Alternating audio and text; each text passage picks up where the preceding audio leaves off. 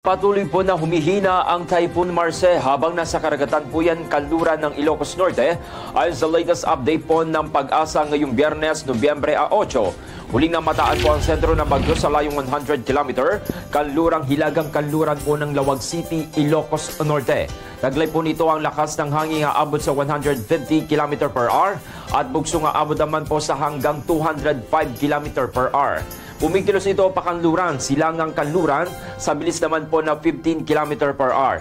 Inaasahan pong lalabas po ng Philippine Area of Responsibility or PAR ngayong hapon o gabi itong si Bagyong Marce. Nakataas pa rin po ang mga signal warning sa ilang bahagi ng Luzon.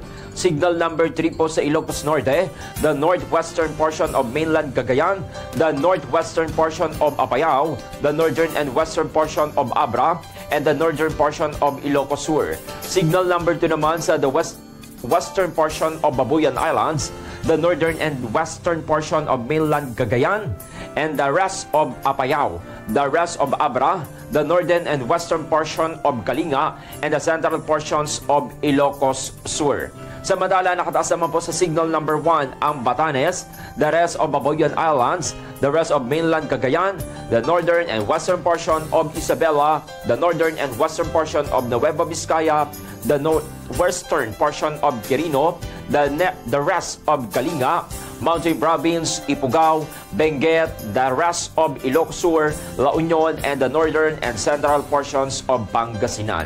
Samantala, isa naman pong LPA o yung low pressure area ang namataan po ng mga cloud cluster na nasa layong 1,975 km. Silangan po yan ng southeastern Luzon kaninang madaling araw. Posible itong pumasok sa Philippine Area of Responsibility ngayong gabi o sa araw po ng Sabado o bukas po ng umaga.